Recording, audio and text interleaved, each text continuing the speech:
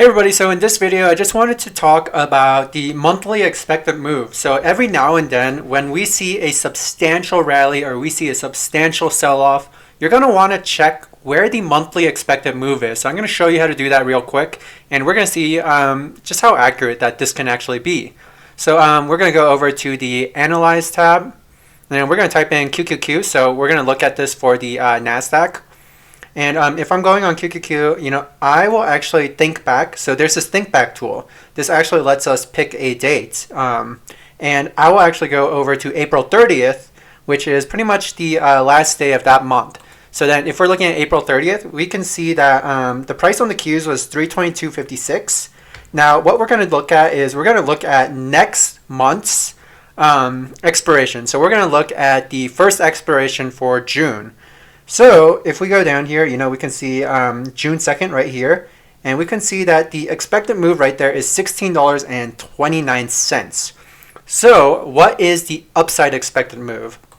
So the upside monthly expected move is going to be that 322, so 322.56 plus 16.29 for the upside expected move.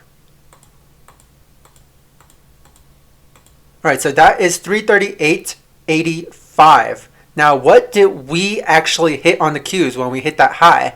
So if we're looking right here, May 22nd, 2023, the high was 338.67. That is ridiculously close to our 338.85 figure. Now, does this mean just short right away? Not necessarily.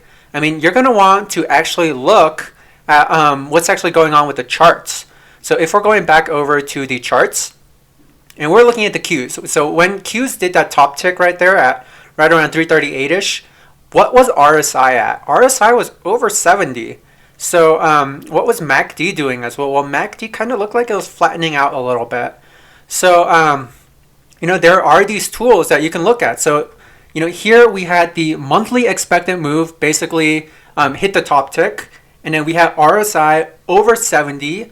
We had MACD, which, it wasn't telling us this is a strong sell. I mean, we had that buy signal right there, but it was kind of flattening out. And then, if we did want to do an additional thing, we could look up VXN, which is NASDAQ volatility.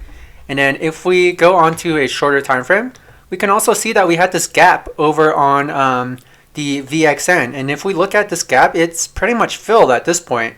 So, that pretty much tells us, hey, you know what? NASDAQ was definitely overbought, so it would have been a good short, or if I actually owned shares of QQQ, it would have been a good area to trim. So I hope you guys enjoyed this video and have a good one.